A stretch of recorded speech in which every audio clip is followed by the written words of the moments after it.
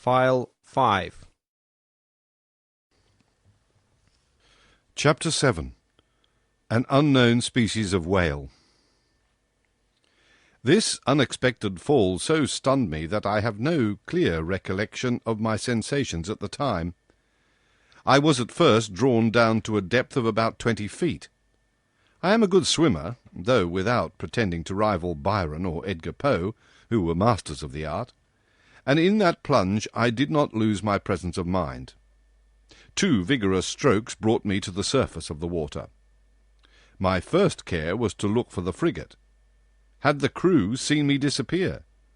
Had the Abraham Lincoln veered round? Would the captain put out a boat? Might I hope to be saved? The darkness was intense. I caught a glimpse of a black mass disappearing in the east, its beacon lights dying out in the distance. It was the frigate. I was lost. "Help! Help!" I shouted, swimming towards the Abraham Lincoln in desperation. My clothes encumbered me. They seemed glued to my body and paralyzed my movements. I was sinking. I was suffocating. Help! This was my last cry. My mouth filled with water, I struggled against being drawn down the abyss. Suddenly my clothes were seized by a strong hand, and I felt myself quickly drawn up to the surface of the sea, and I heard, yes, I heard these words pronounced in my ear. "If master would be so good as to lean on my shoulder, master would swim with much greater ease." I seized with one hand my faithful Conseil's arm.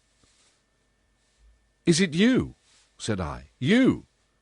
"Myself," answered Conseil, "and waiting master's orders." "That shock threw you as well as me into the sea." "No, but being in my master's service, I followed him." The worthy fellow thought that was but natural. "And the frigate?" I asked. "The frigate?" replied Conseil, turning on his back. "I think that the master had better not count too much on her." "You think so?" "I say that at the time I threw myself into the sea, I heard the men at the wheel say, 'The screw and the rudder are broken.'" "Broken?" "Yes, broken by the monster's teeth. It is the only injury the Abraham Lincoln has sustained, but it is a bad lookout for us. She no longer answers her helm." "Then we are lost." "Perhaps so," calmly answered Conseil. "However, we have still several hours before us, and one can do a good deal in some hours." Conseil's imperturbable coolness set me up again. I swam more vigorously, but cramped by my clothes, which stuck to me like a leaden weight, I felt great difficulty in bearing up. Conseil saw this. "Will master let me make a slit?" said he, and slipping an open knife under my clothes, he ripped them up from top to bottom very rapidly. Then he cleverly slipped them off me, while I swam for both of us. This I did the same for Conseil, and we continued to swim near to each other. Nevertheless, our situation was no less terrible. Perhaps our disappearance had not been noticed, and if it had been, the frigate could not tack, being without its helm. Conseil argued on this supposition, and laid his plans accordingly. This phlegmatic boy was perfectly self-possessed. We then decided that, as our only chance of safety was being picked up by the Abraham Lincoln's boats, we ought to manage so well as to wait for them as long as possible. I resolved then to husband our strength, so that both should not be exhausted at the same time, and this is how we managed. While one of us lay on our back quite still, with arms crossed and legs stretched out, the other would swim and push the other on in front. This towing business did not last more than 10 minutes each, and relieving each other thus, we could swim on for some hours, perhaps till daybreak. Poor chance! But hope is so firmly rooted in the heart of man. Moreover, there were 2 of us. Indeed, I declare, though it may seem improbable, if I sought to destroy all hope, if I wished to despair, I could not. The collision of the frigate with the cetacean had occurred about 11 o'clock in the evening before. I reckoned then we should have 8 hours to swim before sunrise, an operation quite practicable if we relieved each other. The sea, very calm, was in our favour. Sometimes I tried to pierce the intense darkness that was only dispelled by the phosphorescence caused by our movements. I watched the luminous waves that break over my hand, whose mirror-like surface was spotted with silvery rings. One might have said that we were in a bath of quicksilver. Near 1 o'clock in the morning, I was seized with dreadful fatigue. My limbs stiffened under the strain of violent cramp. Conseil was obliged to keep me up, and our preservation devolved on him alone. I heard the poor boy pant. His breathing became short and hurried. I found that he could not keep up much longer. "Leave me, leave me," I said to him. "Leave my master? Never," replied he.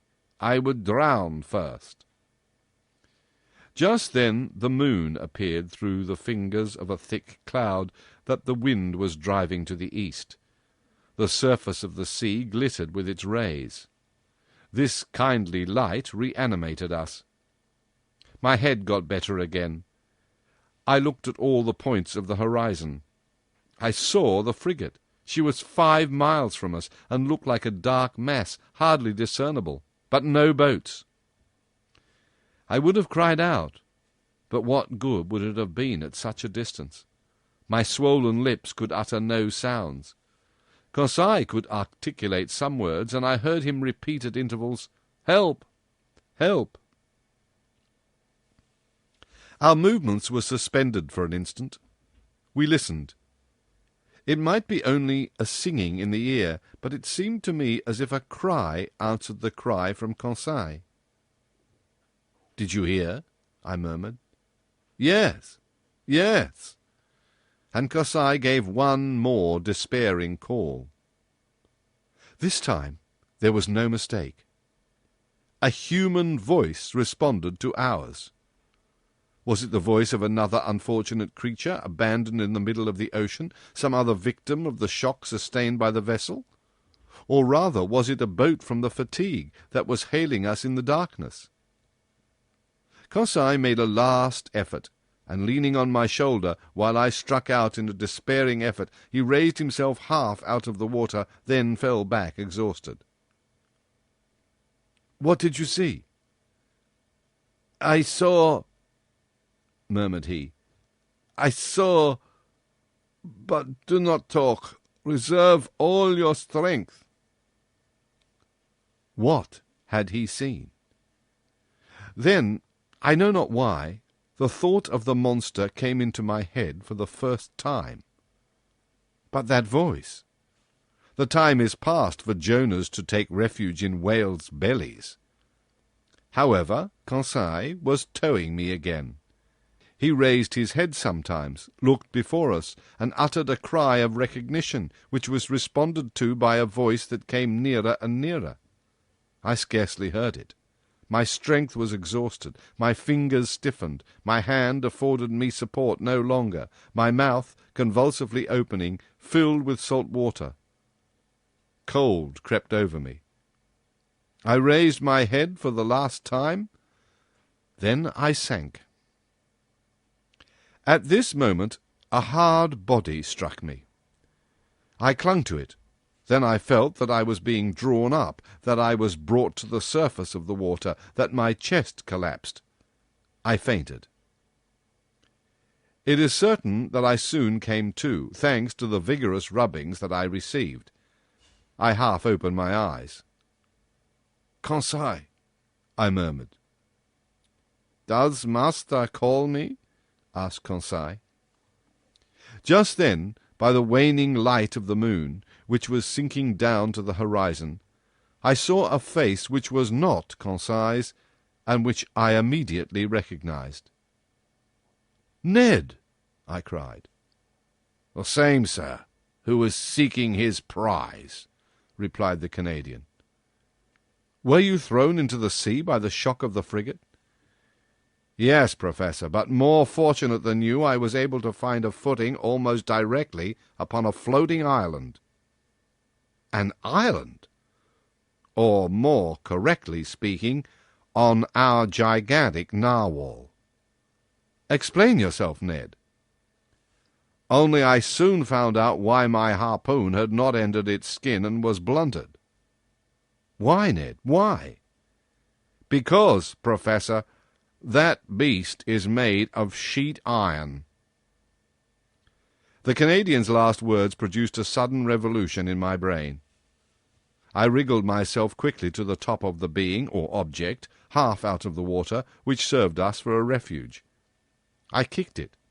It was evidently a hard, impenetrable body, and not the soft substance that forms the bodies of the great marine mammalia. But this hard body might be a bony carapace, like that of the antediluvian animals, and I should be free to class this monster among amphibious reptiles, such as tortoises or alligators. Well, no. The blackish back that supported me was smooth, polished, without scales. The blow produced a metallic sound, and, incredible though it may be, it seemed, I might say, as if it was made of riveted plates. There was no doubt about it. This monster, this natural phenomenon that had puzzled the learned world and overthrown and misled the imagination of seamen of both hemispheres, was, it must be owned, a still more astonishing phenomenon, inasmuch as it was a simply human construction. We had no time to lose, however. We were lying upon the back of a sort of submarine boat, which appeared, as far as I could judge, like a huge fish of steel. Ned Land's mind was made up on this point. Conseil and I could only agree with him. Just then a bubbling began at the back of this strange thing, which was evidently propelled by a screw, and it began to move. We had only just time to seize hold of the upper part, which rose about 7 feet out of the water, and happily its speed was not great. "As long as it sails horizontally," muttered Ned Land, "I do not mind, but if it takes a fancy to dive, I would not give 2 straws for my life." The Canadian might have said still less. It became really necessary to communicate with the beings, whatever they were, shut up inside the machine. I searched all over the outside for an aperture, a panel, or a manhole, to use a technical expression. But the lines of the iron rivets, solidly driven into the joints of the iron plates, were clear and uniform. Besides, the moon disappeared then, and left us in total darkness. At last this long night passed. My indistinct remembrance prevents me describing all the impressions it made. I can only recall one circumstance. During some lulls of the wind and sea, I fancied I heard several times vague sounds, a sort of fugitive harmony produced by distant words of command. What was then the mystery of this submarine craft, of which the whole world vainly sought an explanation? What kind of beings existed in this strange boat? What mechanical agent caused its prodigious speed? Daybreak appeared. The morning mist surrounded us, but they soon cleared off. I was about to examine the hull, which formed on deck a kind of horizontal platform, when I felt it gradually sinking. "Oh, confound it!" cried Ned Land, kicking the resounding plate. "Open, you inhospitable rascals!" Happily, the sinking movement ceased. Suddenly a noise, like iron works violently pushed aside, came from the interior of the boat. One iron plate was moved, a man appeared, uttered an odd cry, and disappeared immediately. Some moments after, 8 strong men with masked faces appeared noiselessly and drew us down into their formidable machine.